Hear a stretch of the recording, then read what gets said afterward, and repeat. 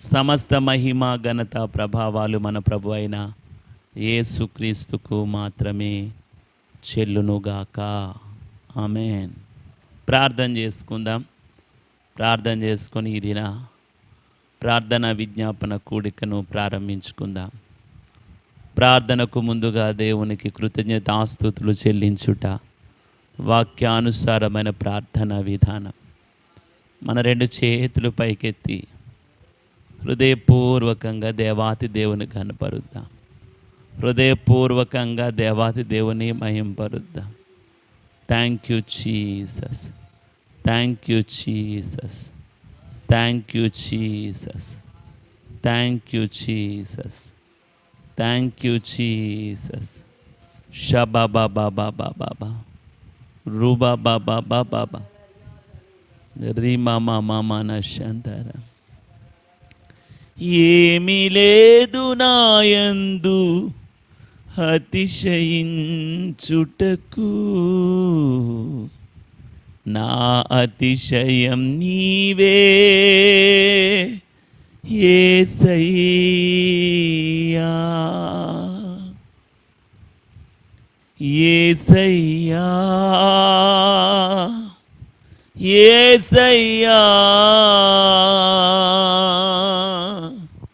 యేసయ్యా, నా యేసయ్యా. ఏమీ లేదు నాయందు అతిశయించుటకు, నా అతిశయం నీవే యేసయ్యా. ఏమీ లేదు నాయందు అతిశయించుటకు, నా అతిశయం నీవే యేసయ్యా, యేసయ్యా, యేసయ్యా, యేసయ్యా, నా యేసయ్యా, యేసయ్యా, యేసయ్యా, యేసయ్యా, నా యేసయ్యా. ఏమీ లేదు నాయందు అతిశయించుటకు, నా అతిశయం నీవే యేసయ్యా. హల్లెలూయా. ఏమీ లేదు నాయందు అతిశయించుటకు, నా అతిశయం నీవే యేసయ్యా. నీ ఆలోచనలు అతి గంభీరములు, అవి నా ఊహకు అందనివి. నీ ఆలోచనలు అతి గంభీరములు, అవి నా ఊహకు అందనివి. ఉన్నత స్థానములో నన్ను నిలుపుటకు, ఉన్నత స్థానములో నన్ను నిలుపుటకు, వెంట ఉండి నన్ను లేపావు దేవా, వెంట ఉండి నన్ను లేపావు దేవా, లేపావు దేవా. ఏమీ లేదు నాయందు అతిశయించుటకు, నా అతిశయం నీవే యేసయ్యా. ఏమీ లేదు నాయందు అతిశయించుటకు, నా అతిశయం నీవే యేసయ్యా. అడవి ఒలివ కొమ్మ వంటి వాడను నేనయ్యా, సారమైన ఒలివ చెట్టు నీవు యేసయ్యా. అడవి ఒలివ కొమ్మ వంటి వాడను నేనయ్యా, సారమైన ఒలివ చెట్టు నీవు యేసయ్యా. నీలో నేను అంటు కట్టబడుటకు, నీలో నేను అంటు కట్టబడుటకు, ఫలించని కొమ్మలను విరిచావు దేవా, ఫలించని కొమ్మలను విరిచావు దేవా, విరిచావు దేవా. ఏమి లేదు నాయందు అతిశయించుటకు, నా నా అతిశయం నీవే యేసయ్యా. యేసయ్యా. ఏమీ లేదు నాయందు అతిశయించుటకు, నా అతిశయం నీవే. యేసయ్యా. కన్నవారి ప్రేమ కన్న మిన్న అయిన ప్రేమ, బంధువుల ప్రేమ కన్న విలువైన ప్రేమ, కన్నవారి ప్రేమ కన్న మిన్న అయిన ప్రేమ, బంధువుల ప్రేమ కన్న విలువైన ప్రేమ, ఆత్మీయుల ప్రేమ కన్నా ఆదరించు ప్రేమ, ఆత్మీయుల ప్రేమ కన్నా ఆదరించు ప్రేమ, ఆ ప్రేమే నన్ను జీవింపచేసెను, నీ ప్రేమే నన్ను జీవింపచేసెను, జీవింపచేసెను. ఏమీ లేదు నాయందు అతిశయించుటకు, నా అతిశయం నీవే యేసయ్యా. ఏమీ లేదు నాయందు అతిశయించుటకు, నా అతిశయం నీవే యేసయ్యా. యేసయ్యా, యేసయ్యా, యేసయ్యా. రబ బాబా చందర బసగల బాబా, యేసయ్యా, యేసయ్యా, యేసయ్యా, నా యేసయ్యా. ఏమీ లేదు నాయందు అతిశయించుటకు, నా అతిశయం నీవే యేసయ్యా.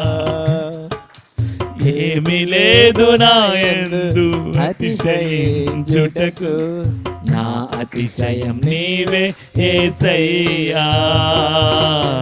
నా అతిశయం నీవే యేసయ్యా. నా అతిశయం నీవే యేసయ్యా.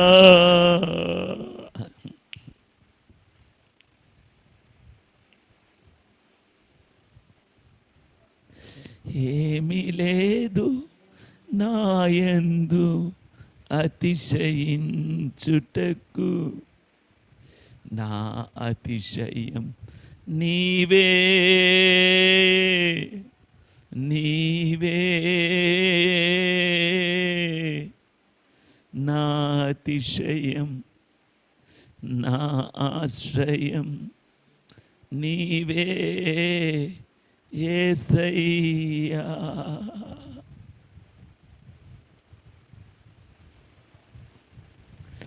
పరిశుద్ధ తండ్రి నీకు స్తోత్రాలు.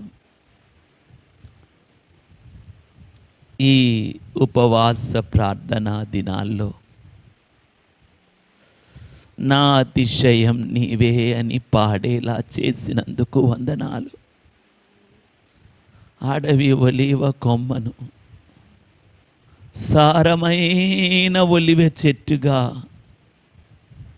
మార్చబడుటకు నీలో మమ్మును అంటు కట్టినందున నీకు స్తోత్రాలు. ప్రభువా, నీ కృప మాకు తోడుగా ఉండునుగాక. మా ప్రియమైన వాడా, మా ప్రాణమైన వాడా, మమ్మల్ని చూచుకునేవాడా, మమ్మల్ని కాపాడేవాడా, Lord, we love you, Jesus. We love you, Jesus. We love you, Daddy. We love you, Father. We love you, Holy Spirit. I love you, God. I love you. I love you, God. I love you, Abba. I love you.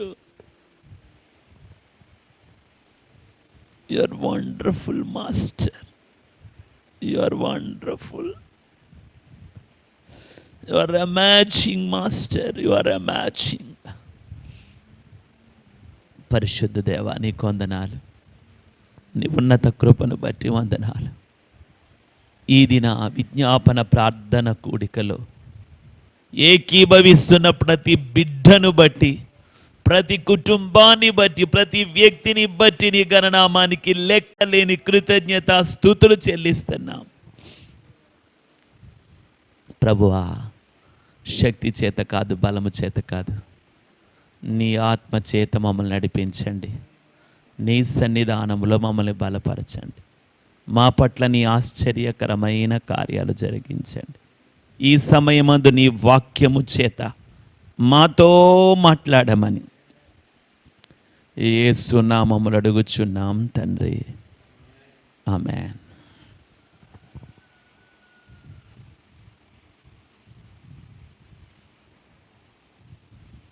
Praise lord, హల్లెలూయా. మీరందరూ బాగున్నారా? మీ నిమిత్తం ప్రతిదినము దేవాతి దేవుని యొక్క సన్నిధిలో దైవజనుడిగా నేను ప్రార్థిస్తూ ఉన్నాను.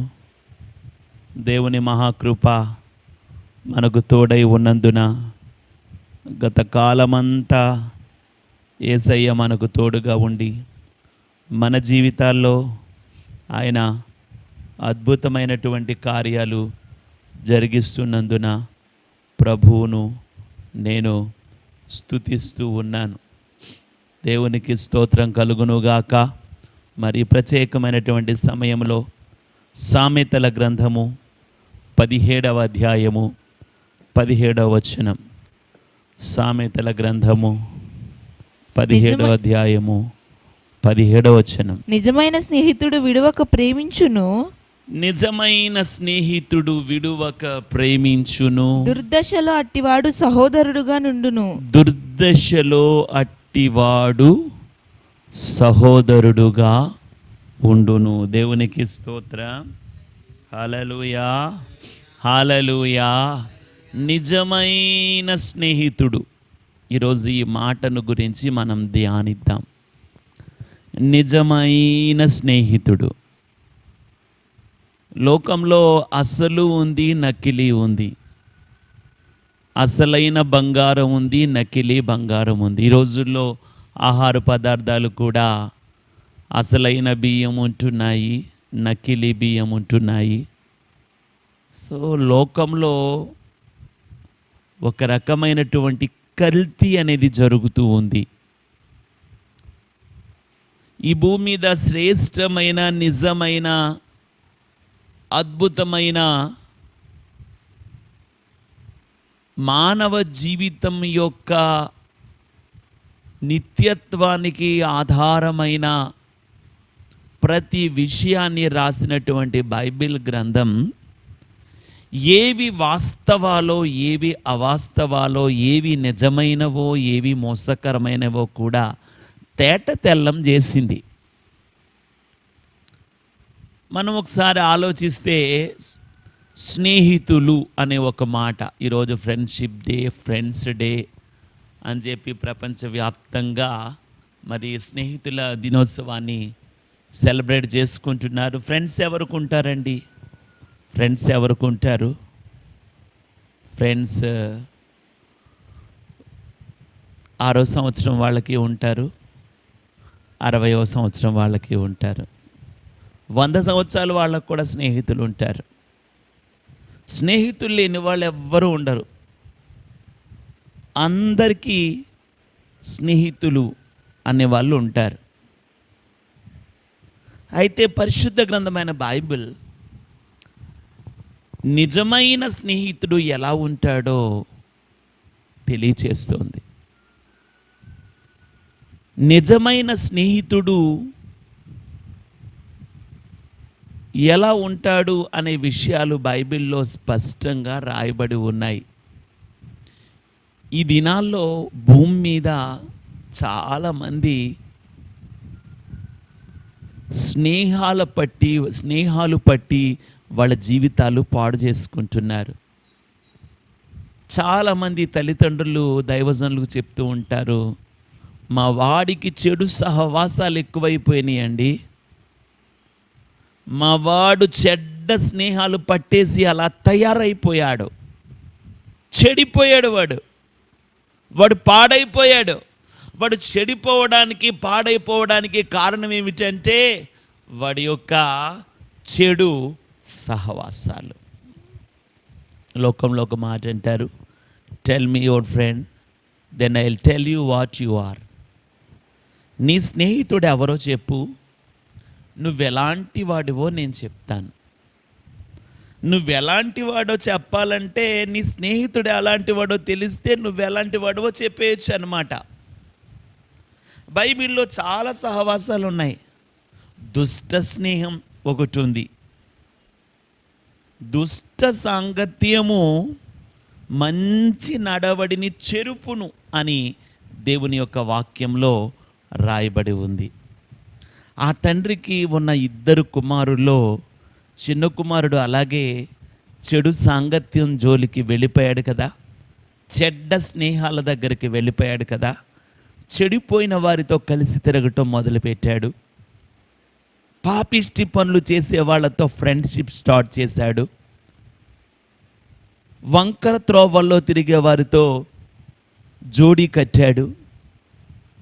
వాళ్ళతో పాటు తింటూ తాగుతూ తిరుగుతూ లోక సంబంధంగా, శరీర సంబంధంగా, వ్యభిచార సంబంధంగా ఒక పాపిష్టి జీవితానికి అలవాటు పడిపోయాడు. ఒక పాపిష్టి జీవితానికి అలవాటు పడిపోయాడు. ఎందుకంటే ఆ దుష్ట సహవాసం అతని జీవితాన్ని దారి తప్పించేసి తన యొక్క తండ్రినే ఎంతో ప్రాణానికి ప్రాణంగా ప్రేమించిన తన తండ్రిని విడిచి వెళ్ళిపోయేటట్టుగా చేసింది ఆ స్నేహం. స్నేహం ఏం చేసింది? తన యొక్క ప్రాణానికి ప్రాణమైనటువంటి ప్రియాతి ప్రియమైనటువంటి తండ్రినే విడిచి వెళ్ళిపోయేటట్టుగా చేసింది. అదొక చెడ్డ స్నేహం. వెళ్ళాక ఏమయ్యాడు? తండ్రి దగ్గర గొడవపడి కలహించి ఏదైతే తీసుకున్నాడో ఆ మొత్తం నష్టపోయాడు. చాలా శ్రమ పాలైపోయాడు. పందులతో స్నేహం చేయాల్సిన పరిస్థితి వచ్చింది. ఈ పంది వంటి అసహ్య స్వభావం గల స్నేహితులతో ముందు స్నేహం చేశాడు. ఆ తర్వాత ఇక చివరికి పందులతో జీవితమే దిక్కైపోయింది. పందులతో కలిసి బ్రతకాల్సి వచ్చి ఇక చిట్ట చివరికి అప్పుడుకి వాడికి బుద్ధి వచ్చాక అనుకున్నాడట, నేను వెళ్ళాలి, నా తండ్రి దగ్గరికి వెళ్ళిపోతాను, నా తండ్రిని విడిచే కదా అన్నీ పోగొట్టుకున్నాను అనే ఒక ఆలోచన అతనికి కలిగింది. దుష్ట స్నేహం అతనికి ఎంత నష్టం తెచ్చిందో చూడండి. కానీ అతని తండ్రి యొక్క స్నేహం, అతని తండ్రి యొక్క ప్రేమ అతన్ని ఎప్పుడొస్తాడా అని ఆ బిడ్డ కోసం చేతులు చాచి ఎదురు చూస్తూనే ఉంది. ఆ తండ్రి యొక్క ప్రేమ, ఆ తండ్రి యొక్క స్నేహం. దేవునికి స్తోత్రం కలుగునుగాక. ఇది చెడ్డ స్నేహం అన్నమాట. హెబ్రీలకు రాస్తూ పౌలు అంటాడు, వ్యభిచారునులారా ఈ లోక స్నేహము దేవుని దృష్టికి వెర్రితనం. వ్యభిచారులారా ఈ లోక స్నేహము దేవునికి వైరము అని మీకు తెలియదా అని అడుగుతాడు. ఈ లోక స్నేహం ఎవరికి వైరం అండి? దేవునితో వైరం. He who wants to do friendship with this world is an enemy to God. ఎవడైతే లోకంతో స్నేహం చేయాలనుకుంటాడో వాడు దేవునికి శత్రువు.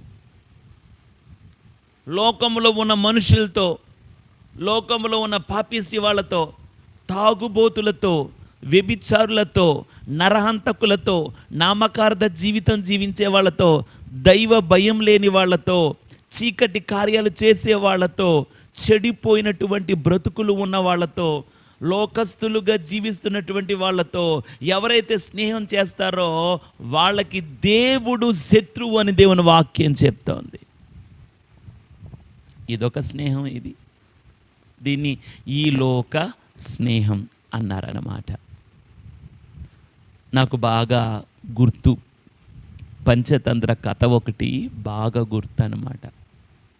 ఆ పంచతంత్ర కథలో బాగా పుష్టిగా బలిసి ఉన్న ఒక జింకను జిత్తులు మారి నక్క ఒకటి చూసింది. ఈ జింక ఎంత బాగుందో, దీని మాంసం ఇంకెంత రుచిగా ఉంటుందో, ఆ మాంసాన్ని నేను తినాలి అని ఆలోచించి పగడ్బందీగా ప్లాన్ వేసి వచ్చి జింకతో ఎంతో ప్రేమగా మాట్లాడి జింకతో స్నేహాన్ని కుదుర్చుకొని అది ఎక్కడ ఉంటుందో అక్కడికి వెళ్ళింది ఈ జిత్తుల మారి నక్క. ఈ జింక ఉండే చోట దీనికి చాలా కాలం నుండి ఒక కాకి ఒక ఎలుక ఇద్దరు ఫ్రెండ్స్ అన్నమాట. వీళ్ళిద్దరు అన్నారు, జిత్తుల మరి నక్కను చూడగానే, నక్కతో నీకు సహవాసం ఏమిటి, వీడితో మనకి సహవాసం తగదు అంటే జింక ఆ యొక్క జంతువులతో తన స్నేహితులతో అది చాలా కలహించిందట, చాలా కలహించింది. నక్కను చేర్చుకుంది. కొద్ది రోజులకి నక్క మంచి ప్లాన్ వేసింది. ఒకనొక చోట ఒక ఉచ్చులో ఆ జింక చిక్కుకుపోయేటట్టు చేసింది. దాన్ని చంపి తినటం కోసం ఎదురు చూస్తూ ఉంది. జింకను చూసి, నక్కను చూసి జింక అమాయకంగా తన్ను కాపాడమని అడిగితే నేను అసలు మాంసం తినటం మానేశానని కూడా చెప్పింది. దాని ఉద్దేశం ఏమిటంటే జింక కనుక ఆ ఉచ్చు బిగిసిపోయి చనిపోతే దాని మాంసాన్ని తిందామని. చాలామంది అలాగే కొంతమంది కపట స్నేహితులకు నమ్మి వాళ్ళ వెంట తిరిగి వాళ్ళ జీవితాలను సర్వనాశనం చేసేసుకుంటూ ఉంటారు. కపట స్నేహితుల మీద నమ్మకం పెట్టుకుంటూ ఉంటారు. దుష్ట స్నేహితులని మీద నమ్మకం పెట్టుకుంటూ ఉంటారు. ఎందుకంటే వాళ్ళు నిన్ను పాడు చేయడానికి, వాడు నిన్ను చెడగొట్టడానికి, వాడు నిన్ను పడగొట్టడానికి వాడి దగ్గర ఎన్నెన్నో ఉంటాయి కొన్ని ఐటమ్స్. ఆ ఐటమ్స్ నీకు ఎరగా వేసేసరికి వెంటనే నువ్వు ఆకర్షించబడి వెంటనే నువ్వు ఆ యొక్క దుష్టులతో స్నేహం మొదలు పెడితే ప్రారంభంలో చాలా బాగా మంచిగా హ్యాపీగా ఎంజాయ్మెంట్గా ఉన్న ఆ స్నేహం చివరికి ఎప్పటికో నీ జీవితంలో తీరని ఒక నష్టాన్ని తీసుకొస్తుంది. అది ప్రాణాలు కూడా తీస్తుంది అని చెప్పటానికి నేను వెనకాడను. కాబట్టి ఈ లోక స్నేహము, దుష్టుల స్నేహము, చెడ్డవారి యొక్క సాంగత్యము దేవుని బిడ్డలకు ఉండకూడదు. అయితే బైబిల్ అంటుంది, నిజమైన స్నేహితుడిని వెతుక్కో, search for a real friend. నిజమైన స్నేహితుడి గురించి నువ్వు వెతకాలి అని పరిశుద్ధ గ్రంథమైనటువంటి బైబిల్ చెప్తూ ఉంది. ఒకరోజు ఒక అర్ధరాత్రి వేళ ఒక స్నేహితుడు తన స్నేహితుడి ఇంటికి వెళ్ళి తలుపు తట్టి అంటున్నాడు, ఇదిగో నా స్నేహితుడు ఆహారం కోసం వచ్చాడు, నా దగ్గర అతనికి పెట్టడానికి ఏమీ లేదు, దయచేసి తలుపు తీయని తన స్నేహితుడిని అతను అడుగుతున్నట్టుగా దేవుని వాక్యంలో రాయబడి ఉంది. ఈ స్నేహితుడికి ఎంత బాధో, తన స్నేహితుడు ఆకలితో అల్లాడిపోతున్నాడేమో అనే ఒక బాధ. అయ్యయ్యో, పిల్లలతో ఉన్నాడు, మార్గంలో వచ్చాడు, నా దగ్గర చూస్తే ఏమీ లేదు, నా ప్రాణ స్నేహితుడు, వాడిని అలా వదిలేస్తే ఎలాగా అని చెప్పి వేరొక స్నేహితుడి దగ్గరికి వెళ్ళి అడుగుతున్నాడు అన్నమాట. ఆ స్నేహితుడు అంటున్నాడు, నన్ను తొందర పెట్టుకు, నన్ను ఇబ్బంది పెట్టకు, నేను చాలా బిజీగా ఉన్నాను, నేను నీకు సహాయం చేసేటట్టుగా లేను, నా పిల్లలు నా దగ్గర ఉన్నారు, నేను నిద్రపోతూ ఉన్నాను, నన్ను విసికించొద్దు అని మాట్లాడుతున్నాడు ఆ స్నేహితుడు.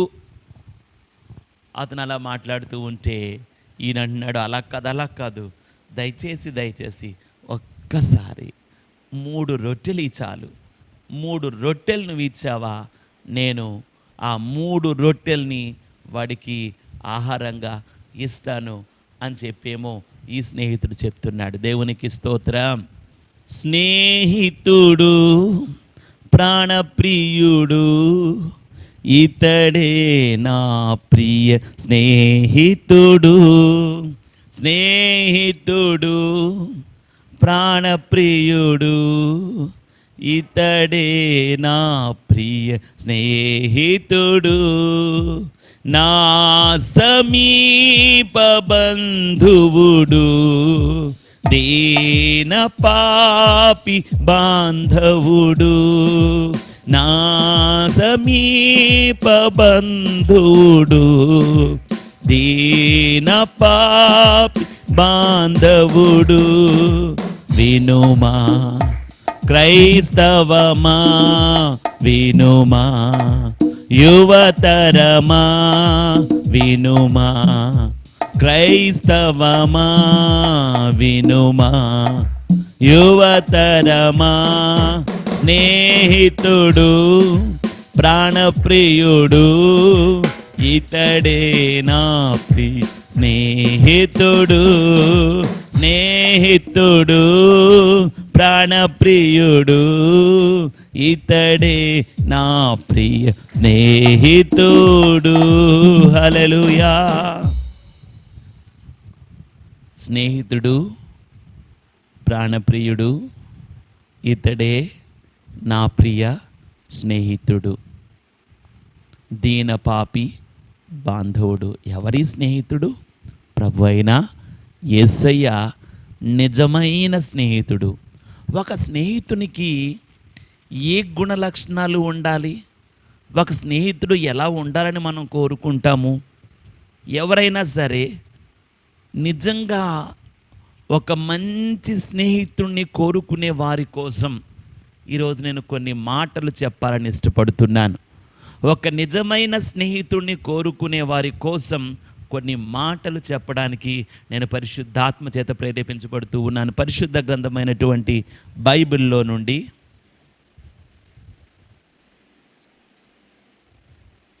లూకా సువార్త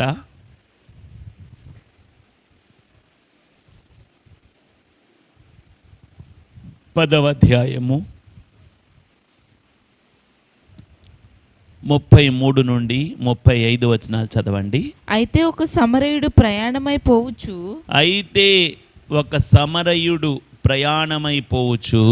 అతడు పడి ఉన్న చోటికి వచ్చి అతనిని చూచి అతని మీద జాలిపడి దగ్గరకు పోయి నూనెయు ద్రాక్షరసమును పోసి అతని గాయములను కట్టి తన వాహనం మీద ఎక్కించి ఒక పూట కూళ్ళవాని ఇంటికి తీసుకొని పోయి అతనిని పరామర్శించెను. మరునాడతడు 2 దేనారములు తీసి ఆ పూట కూళ్ళవానికి ఇచ్చి, ఇతని పరామర్శించుము, నీవింకేమైనా ఖర్చు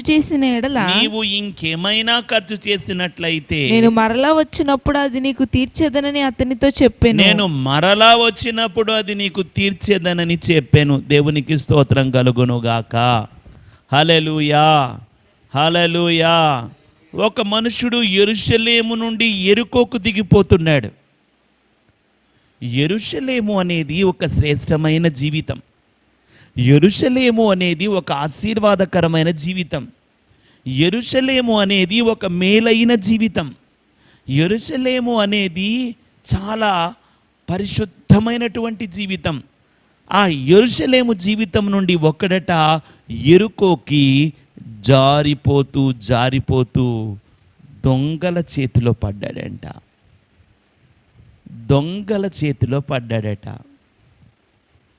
ఎప్పుడైనా సరే ఒక వ్యక్తి తన జీవితంలో ఆ జారిపోయేటువంటి పరిస్థితుల్లో ఉన్నప్పుడు ఆ పడిపోతున్నటువంటి వాణ్ణి, ఆ జారిపోతున్నటువంటి వాణ్ణి పడిపోకుండా, జారిపోకుండా, తొలగిపోకుండా, తప్పిపోకుండా నిలబెట్టేవాడే నిజ స్నేహితుడు. దేవునికి స్తోత్రం.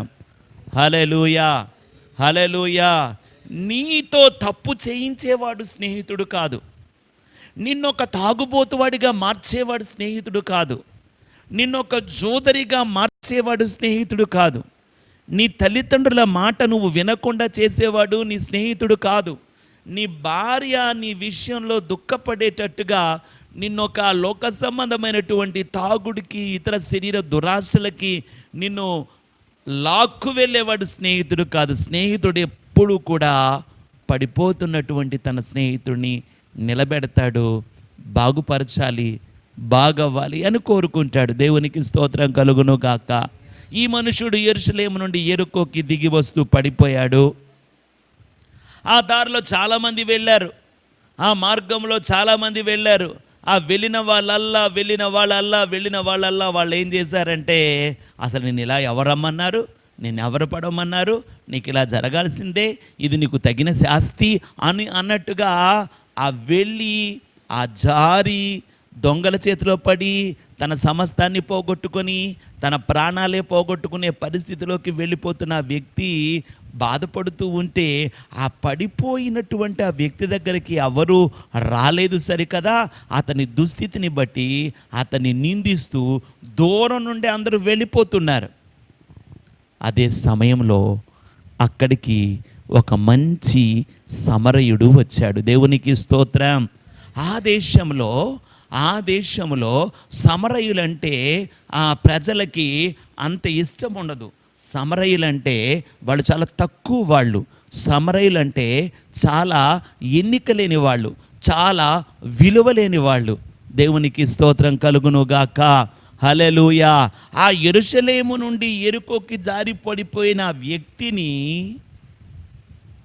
ఆ వ్యక్తి యొక్క అవగాహనలో, ఆ వ్యక్తి యొక్క జ్ఞానంలో చాలా గొప్పవాళ్ళు అనుకున్న వాళ్ళు ఎవ్వరూ కాపాడలేదు. కానీ ఆ వ్యక్తి ఎందుకు పనికిరానివాడు, ఒక సమరయుడు అని ఒకప్పుడు ఏ సమరయ ప్రజలనైతే ఆ వ్యక్తి హీనపరిచి ఉంటాడో అలాంటి ఒక సమరయుడు అతని దగ్గరికి వచ్చినట్లుగా దేవుని వాక్యంలో రాయబడి ఉంది. దేవునికి స్తోత్రం. నా మట్టుకు నేను నా జీవితంలో అనేక సార్లు యేసు ప్రభువుని తృణీకరించాను. అనేక సార్లు యేసు ప్రభు గురించి నేను మాట్లాడకూడని మాటలు మాట్లాడాను.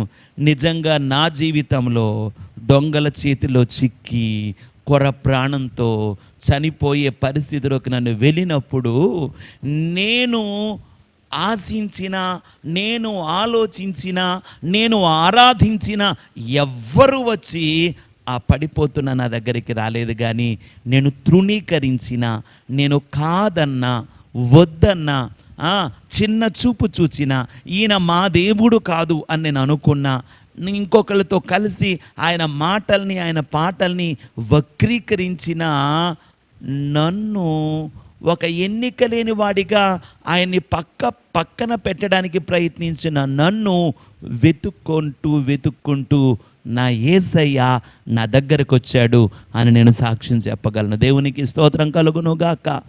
హల్లెలూయా. ఈరోజు పతనావస్థకు వెళ్ళిపోయిన నీ జీవితాన్ని, పడిపోయిన నీ జీవితాన్ని, పాడైపోయిన నీ జీవితాన్ని దొంగలు కొట్టి కొర ప్రాణంతో వదిలినట్లుగా నీ జీవితంలో అనేకమైన సమస్యల చేత, కష్టాల చేత, ఇరుకు ఇబ్బందుల చేత, అప్పు బాధల చేత అల్లాడిపోతున్న నీ బ్రతుకుకు ఒక నిరీక్షణ ఇచ్చే ఒక నిజ స్నేహితుడు ఉన్నాడు.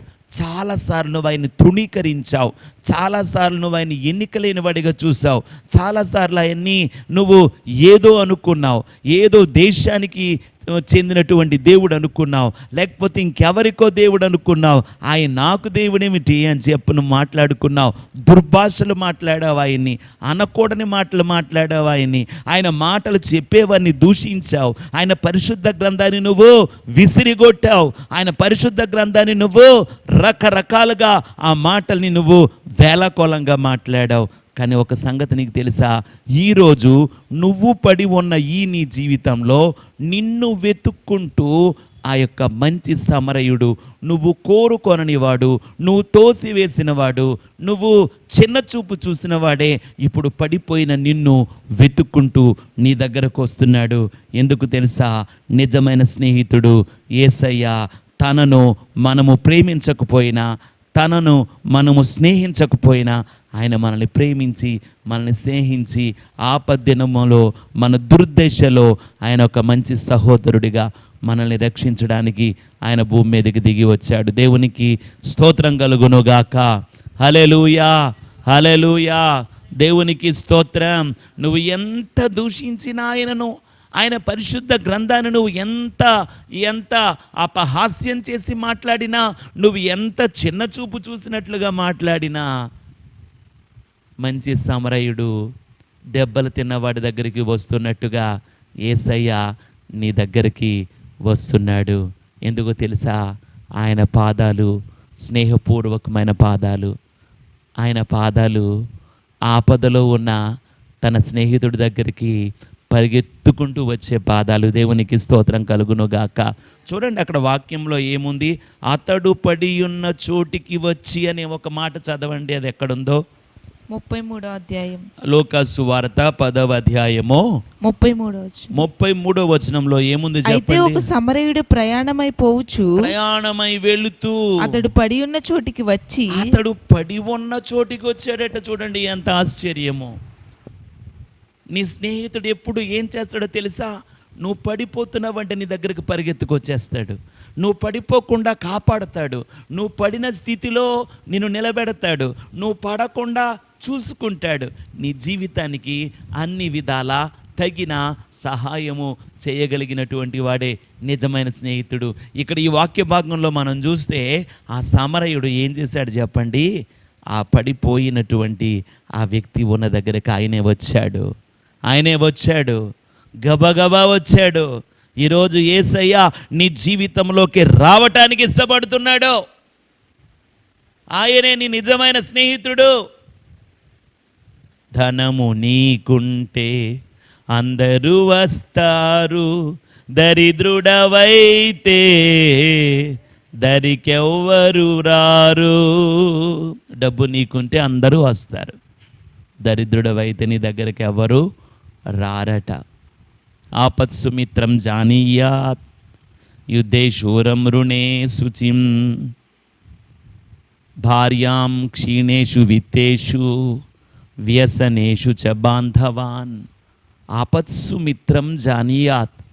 నీ నిజమైన స్నేహితుడు ఎవరో ఆపదల్లోనే నీకు తెలుస్తుంది, ఆ కష్ట సమయాల్లోనే నీకు తెలుస్తుంది.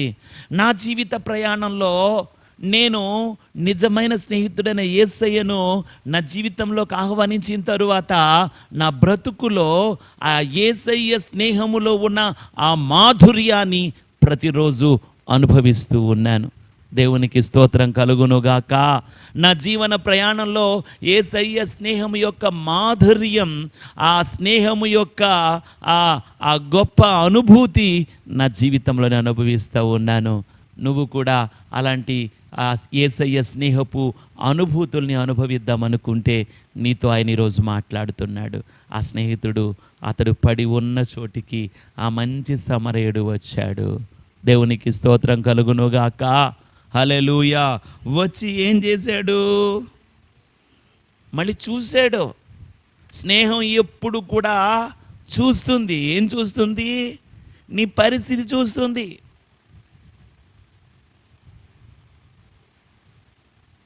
ఈ మంచి సమరయుడు, ఈ నిజ స్నేహితుడు అతని పరిస్థితిని చూస్తున్నాడు.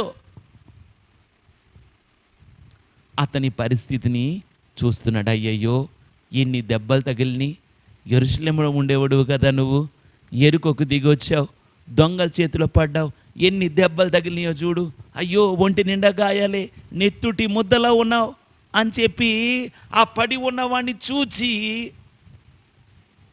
ఆ స్నేహపూర్వకమైన నేత్రాలతో, ఆ స్నేహపూర్వకమైన చూపులతో ఆ వ్యక్తిని చూచి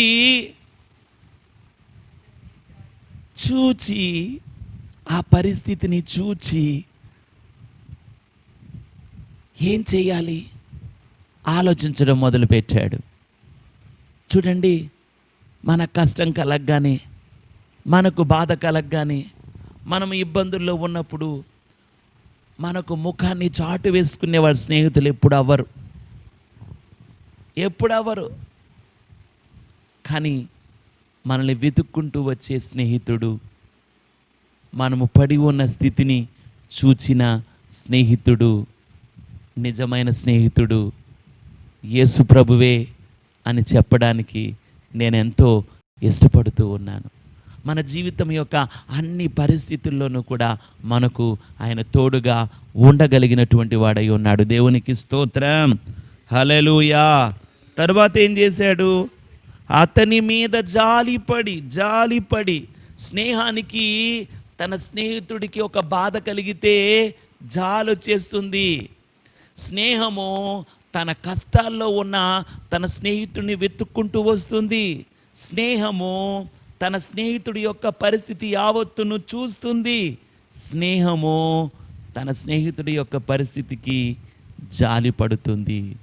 యేసయ్య కూడా అపరాధాల చేత, పాపాల చేత నీవు నేను చచ్చి ఉన్నాం, పడిపోయాం, సాతాను చేతిలో పడిపోయాం, చీకటి కార్యాల్లో పడిపోయాం, దేవునికి అవిధేయకరమైన జీవితంలో పడిపోయాం. ఎన్నోసార్లు ఈ అవిధేయమైన జీవితంలో నుండి బయటకు రావాలని ప్రయత్నించాం, వెలుపటికి రావాలని ప్రయత్నించాం, మన వల్ల కాలేదు.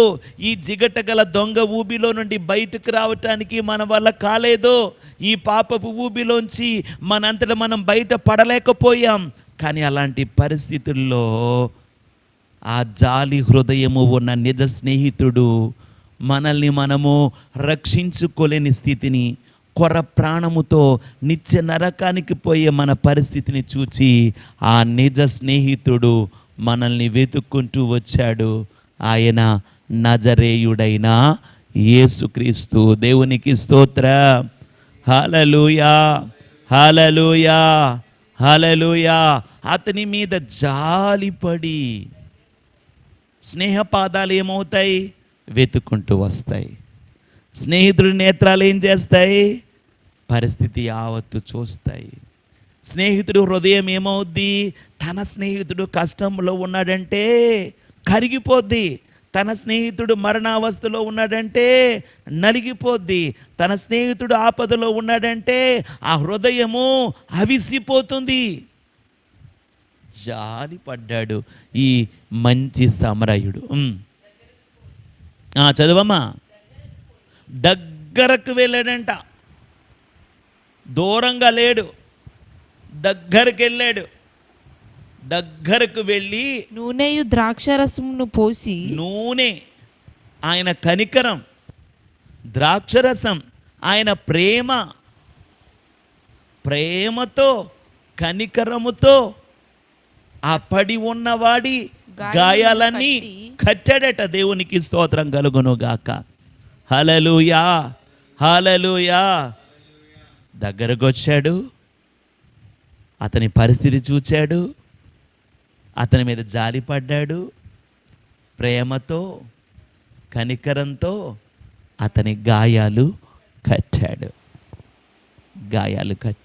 తన వాహనము మీద గాయాలు కట్టే స్నేహితుడు యేసుక్రీస్తు. దేవునికి స్తోత్రం.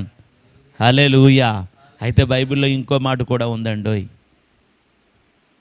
మేలు కోరు స్నేహితుడు హృదయమును గాయపరుస్తాడు, శత్రువు లెక్కలేనన్ని ముద్దులు పెట్టుకుంటాడు. గాయం కట్టేవాడు ఆయనే, గాయం చేసేవాడు ఆయనే. గాయం ఎందుకు చేస్తాడు? నీ మేలు కోసం చేస్తాడు. పూర్వకాలంలో సర్పకాటు జరిగితే అక్కడ దేనితోటైనా కోచి ఆ విషం వెళ్ళిన చోట అంతా పిండేసి దానిలో ఉన్న నెత్తురంతా బాగా లాగేసేవారు. ఏదైనా ఒక గడ్డొస్తే దానికి ప్రత్యేకమైన ఆకు రసాలు తీసి వాటికి పట్టేసి అవి పక్వానికి వచ్చాక పిండేసి ఆ లోపల ఉన్న ఆ వ్యర్థత అంతా కూడా బయటకు వచ్చేసేటట్టు చూసేవారు. అలా చేయటం వల్ల ఏమయ్యేదంటే ఆ గాయంలో ఉన్నటువంటి ఆ ఇన్ఫెక్షన్ అంతా కూడా పోయేదన్నమాట. ఈ స్నేహితుడు నీ మేలు కోరి ఒక్కొక్కసారి గాయము చేస్తాడు, అంతేకాదు ఆయన గాయాలు కడతాడు కూడా. దేవునికి స్తోత్రం కలుగునుగాక. హల్లెలూయా. నూనె పోసి ద్రాక్షరసము పోసి గాయము కట్టాడట. తర్వాత ఏం చేశాడు? తన వాహనం మీద ఎక్కించి, తన వాహనం మీద వాడిని ఎక్కించుకున్నాడంట. ఒక పూట కూలవాని తన వాహనం మీద. స్నేహానికి ఉండే ఇంకొక లక్షణం ఏంటంటే నిస్వార్థ గుణం ఉంటుంది. ఆ స్నేహితుడికి ఆ నిస్వార్థమైన బుద్ధి ఉండబట్టే తన వాహనం ఎక్కించేసుకున్నాడు. చాలే, దగ్గరకు వచ్చాను, చూశాను, జాలి పడ్డాను, గాయం కట్టాను, ఇంతవరకు చాలే, మళ్ళీ నా వాహనం ఎక్కించుకోవడం ఎందుకు, ఈ బరువు నాకెందుకు అనుకోకుండా వాడిని అలా వదిలివేయడానికి ఇష్టపడకుండా, వాడిని అలా విడిచిపెట్టడానికి మనసు రాక వాడిని మరలా తన వాహనం ఎక్కించుకున్నాడు. తన వాహనం ఎక్కించుకొని ఒక పూటకూళ్ళ వాని ఇంటికి తీసుకొని పోయి. ఎందుకు తన వాహనం ఎక్కించుకున్నాడు? దేవుని వాక్యం చెప్తోంది, వాడి స్థానంలోకి ఆయన వెళ్ళాడు, ఆయన స్థానంలోకి వాడొచ్చాడు. పాపి అయిన మానవుడు క్రీస్తు ద్వారా పరిశుద్ధపరచబడితే, ఆ పాపి అయిన మానవుని యొక్క పాపమును ఆయన భరించి, ఆ పాపపు శిక్ష అంతా ఆయన సిలువలో భరించాడు. అనగా అక్కడ వస్తు మార్పిడి జరిగింది. అంటే ఏమిటి? ఈయన పరిశుద్ధత ఇచ్చి తన పాపాన్ని తీసుకున్నాడు. స్నేహము నిస్వార్థమైనది దేవుని బిడ్లారా.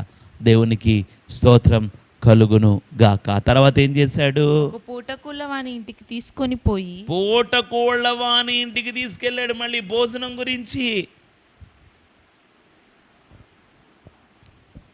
తన స్నేహితుడి కడుపు నిండాలి, తిండి లేకపోతే వీడు ఎండుతాడు, వీడు చనిపోతాడు అనుకొని ఆ స్నేహితుడిని వెతుక్కుంటూ వచ్చినటువంటి అతన్ని చూచి అతని మీద జాలిపడి అతని గాయాలు కట్టి అతని తన వాహనం మీద ఎక్కించుకొని పూటకోళ్ళవాని ఇంటికి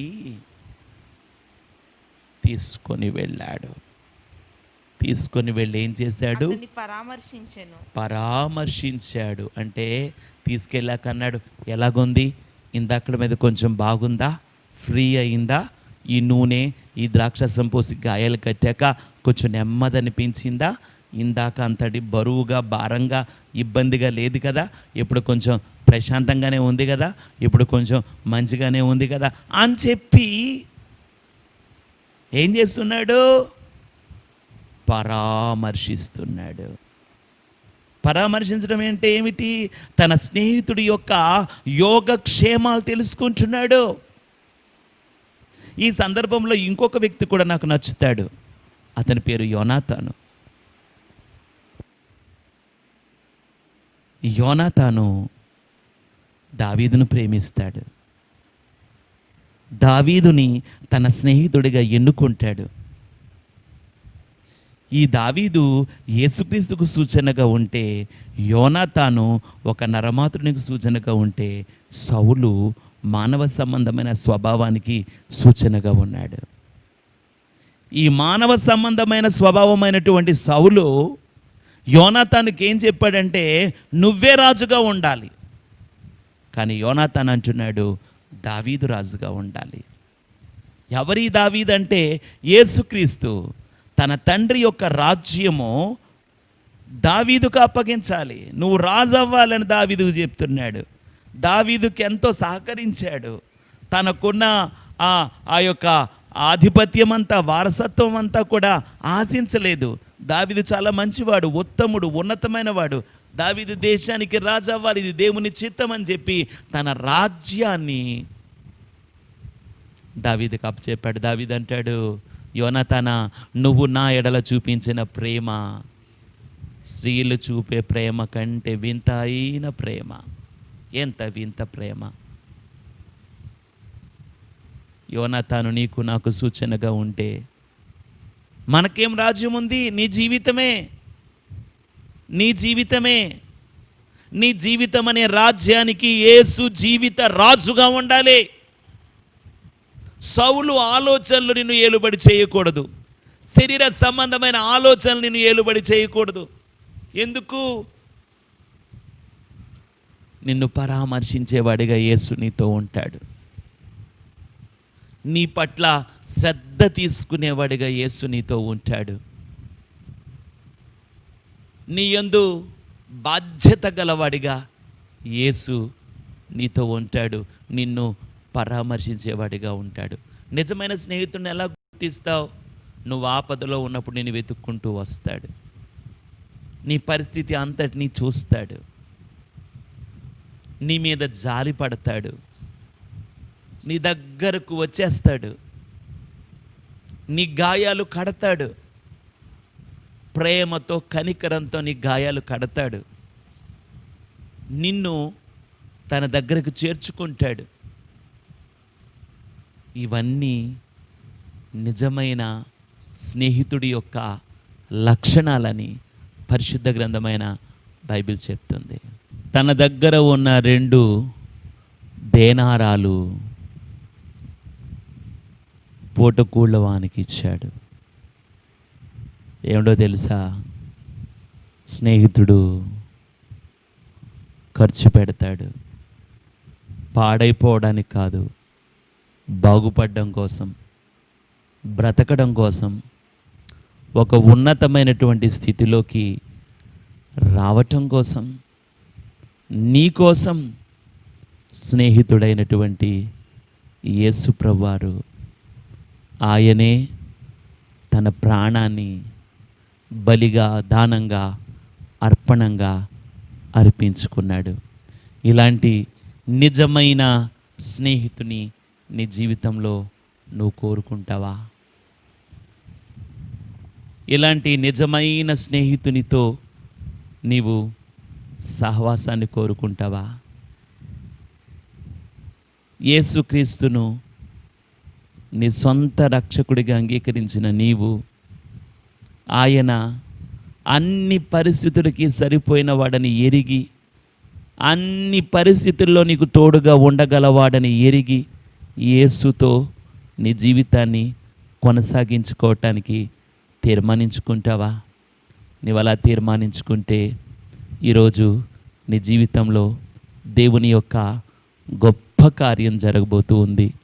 నేను ప్రార్థన చేస్తాను. ఒక్కసారి అందరూ కళ్ళు మూసుకొని ప్రభు వైపు చూడండి. పరిశుద్ధుడా, ఈ నిజ స్నేహితుడు నాకు కావాలి. ఈ నిజమైన స్నేహితుడు నేను పడిపోతున్న పరిస్థితుల్లో నా దగ్గరికి వచ్చేవాడు, నా పరిస్థితిని చూచేవాడు, నా మీద జాలి పడేవాడు, నా గాయాలు కట్టేవాడు, నా కోసం తన వాహనాన్ని ఇచ్చినవాడు, నన్ను పరామర్శించేవాడు, నా కోసం ఖర్చు పెట్టేవాడు నిజ స్నేహితుడు ఆయనే యేసుక్రీస్తు అని విన్నాను. ఈ నిజ స్నేహితుడు నాకు కావాలి. ఈ యేసు నాకు కావాలి, నా జీవితానికి కావాలి. ఆయన యొక్క సహాయం నాకు కావాలి. ఆయన యొక్క స్నేహం నాకు కావాలి. ఇలాంటి ఉన్నతమైన స్నేహితుని నా జీవితంలో నేను కలిగి ఉండాలని ఆశపడుతున్నాను అని నీవు అనుకుంటే నీకోసం ఈ సమయంలో నేను ప్రార్థన చేయబోతున్నాను. పరిశుద్ధాత్మదేవా, నీకు స్తోత్రాలు తండ్రి. నీ పాదాల చెంత ప్రార్థిస్తున్నానయ్యా. కరుణించమని అడుగుతున్నానయ్యా. ఎవరైతే ప్రభువా వారి జీవితాలలోకి ఈ ఉన్నతుడైన యేసయ్య స్నేహాన్ని కావాలని కోరుకుంటారో, అత్యున్నతుడైన యేసుతో నడవాలని ఆశపడతారో, యేసయ్య మార్గములో సాగాలని ఆశపడతారో, యేసుక్రీస్తు నిజమైన స్నేహితులని గుర్తెరుగుతారో ప్రభువా, ఈ లోక స్నేహం వ్యర్థమునైనా, దుష్టుల సాంగత్యం నాశనానికి నడిపిస్తుంది తండ్రి. చెడ్డ సహవాసాలకి వెళ్ళి అనేక మంది ఈ దినాల్లో నశించిపోతున్నారయ్యా. ఆత్మీయతను విడిచి, వాక్యానుసారమైన జీవితాన్ని విడిచి, లోక స్నేహాల తట్టుకు తిరిగి అనేక మంది ఆత్మీయ జీవితాల్లో ఎంతో నష్టపోతున్నారయ్యా. వారందరూ విడుదల పొందాలి. నిజ స్నేహితుడైన యేసయ్య దగ్గరకు రావాలని సన్నిధిలో ప్రార్థన చేస్తున్నాను తండ్రి. ఈరోజు ప్రపంచమంతా కొర ప్రాణంతో ఉందయ్యా. మనుషులందరూ కొర ప్రాణంతో ఉన్నారయ్యా. వారి యొద్దకు వచ్చే ఆ నిజ స్నేహితుడవు నీవే ప్రభువా. సమరయుణ్ణి వారు ఒక ఎన్నిక లేని వారిగా చూచినట్టుగా నేటి సమాజంలో కూడా చాలామంది ప్రభువా నాయన ఇల్లు కట్టువారు నిషేధించిన రాయిగా నిన్ను నిషేధించినప్పటికీ నీవే వచ్చి ప్రభా మా స్థితిని చూచి యేసయ్యా నీకు స్తోత్రాలు చెల్లిస్తున్నాను, మా గాయాలు కట్టి మా కొరకు పరామర్శించి సమస్తాన్ని చేయగల దేవుడవై ఉన్నావయ్యా. అట్టి నీ యందు విశ్వాసముంచే కృప ప్రతి బిడ్డకు దయచేయమని అడుగుతున్నాను. నీ కృప తోడై ఉండును గాక.